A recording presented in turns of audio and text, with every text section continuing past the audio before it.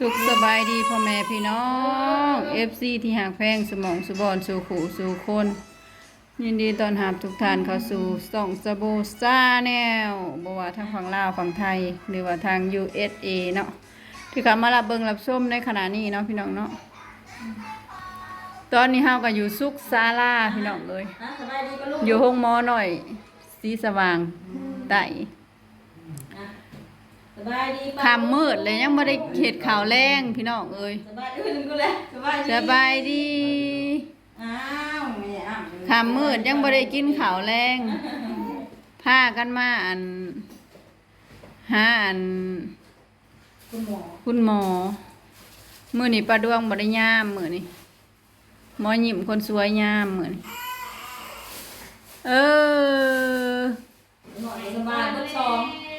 บ่สบายเป็นหวัดแล้วก็ขี้ขยื้อขึ้นแห้ง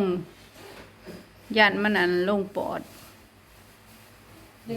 ยันปอดขึ้นดายานะอยากกินนี่แหละยาซ่อมปอดบ่ยาซ่อมปอดบ่มีแต่แก้ไอกับแก้เสพยันปอดมันขึ้นขี้ขยื้อหลายหายใจยากเนาะเวลาหายใจก็มีแต่ขี้ขยื้อเนาะทางในฮอดมาคนลำบากเลยใช่มาก่อนมามือซื่นน่ะแอบมาแต่ยังไอแต่โกกที่แต่ว่ามันก็หายใจไข้เนี่ยนะถือว่ามันลงแน่เนาะ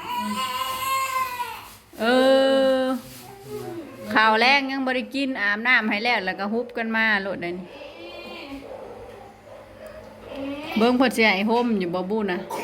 มัดจับมือมันไว้แล้วมัดใส่หัวมันไว้โลดมันเบิ่งบ่ได้นี่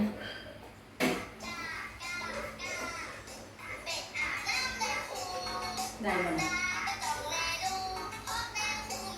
บ่ได้เพลงมันได้อยู่เพลงแนวนี้ก็สิบ่มีลิขสิทธิ์ติเนาะเพลงเด็กหน่อยมื้อแนวใดบ่ฮู้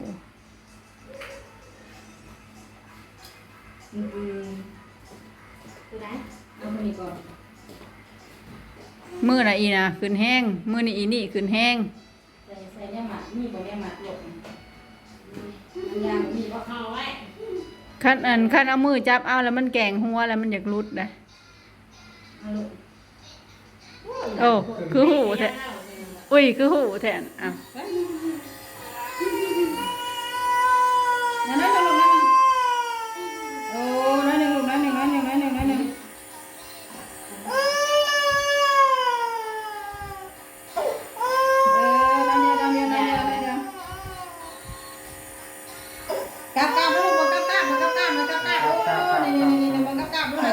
เบิ่งกับกะนะเสียงถึงอ้าวหายละบาทนี่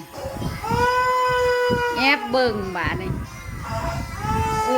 บ่หายลูกบ่หายบ่เจ็บคนเก่งเด้อคนเก่งเด้อลูกเด้อบ่หายเด้อ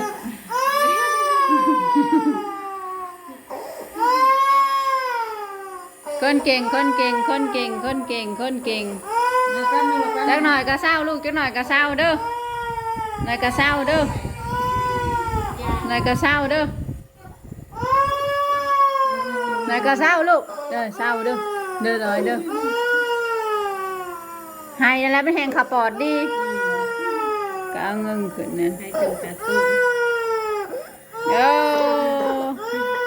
ยังไงลูกยังไง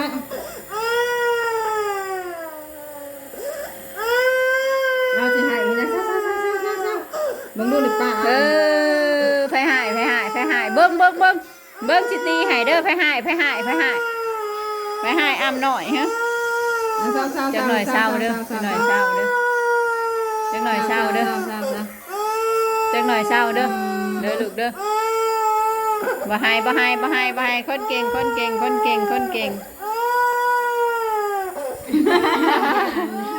็นไดแอบ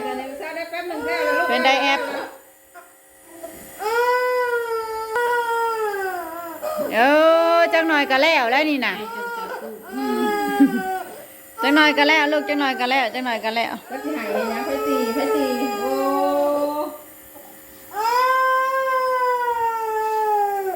จะเอจะเอคนเก่งคนเก่งคนเก่ง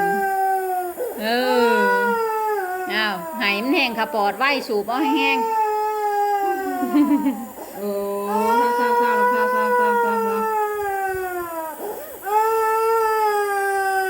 บ่ต้องหยาดลูกบ่ต้องหยาดบ่ต้องหยาดบ่ต้องหยาดเด้อป่าอย่านำเด้ออิหยังลูกจักหน่อยที่เจ้าจักหน่อย อีหัวยึงเอ้ย น่ากระเช้าลูกน่ากระเช้า อีหัวยึงนี่อีหัวยึงนี่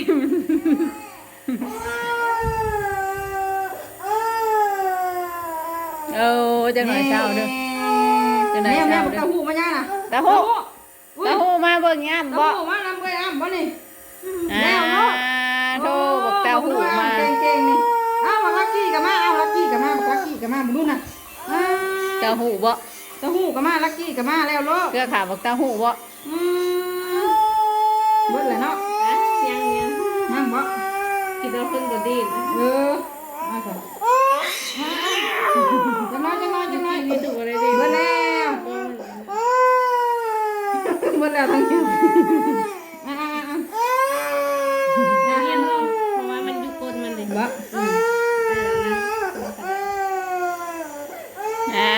จักหน่อยก็เศร้าลูกจักหน่อยก็เศร้า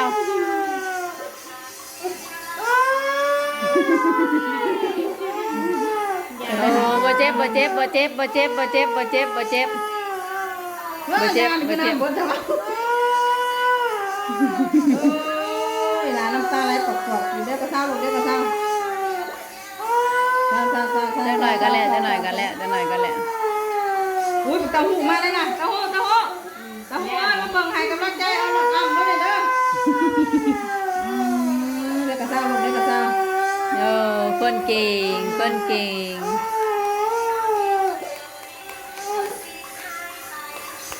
เนี่ยเศร้าเลย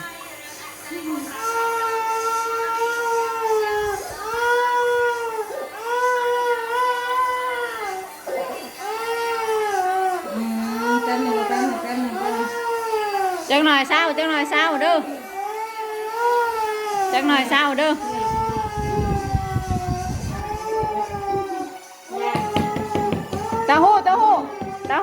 ตาหู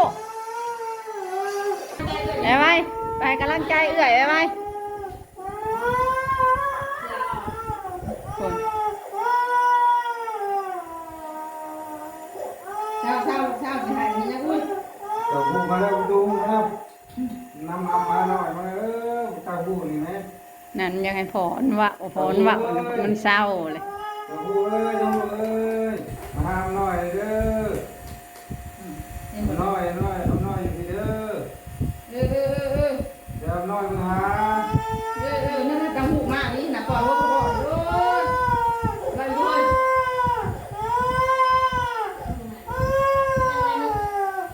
เอาลง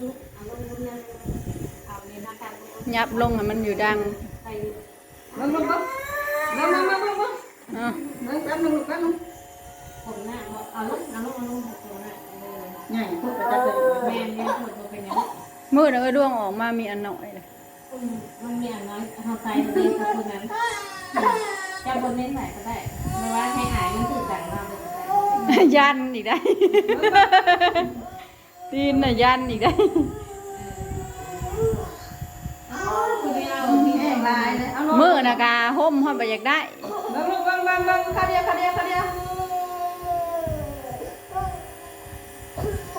ช้ของคุณมัน เอานอนทางขางบ่ บังคาเดียวบังแม่คาเห็ดคาเดียว แล้วนี่แจ๊กๆนี่ก็ได้ บังคาเดียวบัง จับใครเห็ดเราเห็ดโอ้เราก็ทุกคนของ แป๊บนึง แป๊บเดียวลูกแป๊บเดียว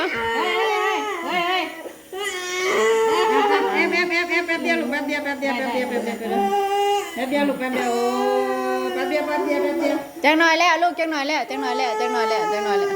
อ้ยบักกันนะเต้าหู้มา จังหน่อยแล้วเด้อคนเก่ง คนเก่งคนเก่งคนเก่งคนเก่งคนเก่งคนเก่ง บ่มึนตาเลย แป๊บเดียวลูกแป๊บเดียว จักหน่อยก็แล้วจักหน่อยก็แล้ว มันบ่เคยเห็นมันบ่สิ้นเดี๋ยวก็เศร้าลูกเดี๋ยวก็เศร้ารับตาอึ๊บเดี๋ยวดูปลาโบเห็นยังอ่ะปลาโบเห็นยังอ่ะ สู้สู้สู้สู้สู้สู้สู้สู้ ขนมเลยเศร้า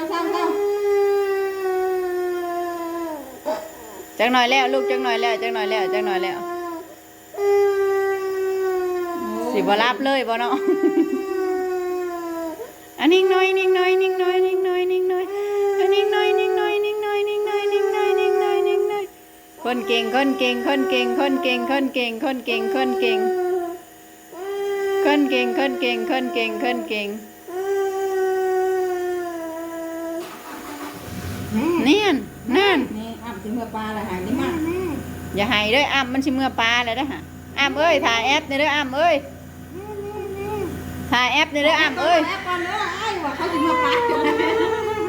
แห้งหายแห้งเกลียดแป๊บนึงลูกแป๊บนึง เขาบ่ได้เมื่อปลาดอกลูกจักหน่อยจักหน่อย แป๊บนึงเขาถ่ายลาจานโหลดถ่ายลาโอ้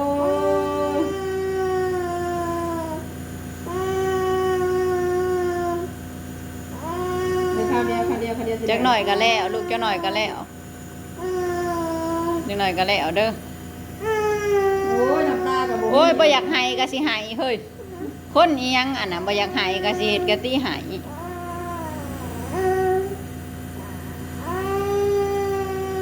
โอ้มันคือเก่งแท้วะ มันค้างเอาได้แนวนี้ ข้างเอา เฮ้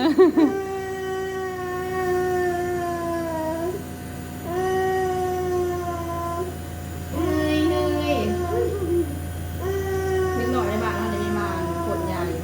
มันสู้ไหมเขาขอมันสู้ขึ้นตัวไหนพ่อมันสู้ขึ้นถ้าบ่แห้งอะไรจะบ่สู้คนหรอก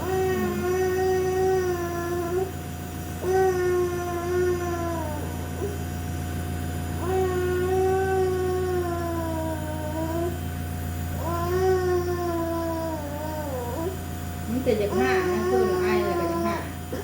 ห้าไปย่าเราบอกห้าที่ตัวเด็กออกมา จะบ่ห้าแต่ว่าขนมห้าอวดมัน มันติดคอเขา ตามปากตามคอนะคะเป็น เอาไว้เล็กน้อยเขาปาดตัวเด็กตัวเป็น แม่น เลยไปเราจะใช้ห้ามันนะยาเนี่ยตัวดูแค่ให้ยา โอ้ยบ่อยากให้ก็ค้างเอาโอ้ยคนงามเอ้ย ฉันอันหน่อยเห็นสิงาน คนงามเอ้ย คนน้อยคือนั่งใช้ ใส่ ค คน น ไปแหละตัวนั้น ใช้คนละ ในมันอันใหญ่กับมันลูกคู่หักเนี่ยมัน มื้อน่ะเรื่องผลใช้ตัวนี้มันบ่มีอันนี้เพิ่นแล้วเอาอันใหม่เอามาใส่มันควันมันบ่ออกเพิ่นเฮ็ดอะไรบุควันมันบ่ออกแล้วคนเก่งคนเก่งคนเก่งเก่งอีหลี ว่าละ เก่งบ่เศร้าอะไรเนี่ยจังได๋ก็เศร้าแหละเสลดมันสลายไปทางดาบ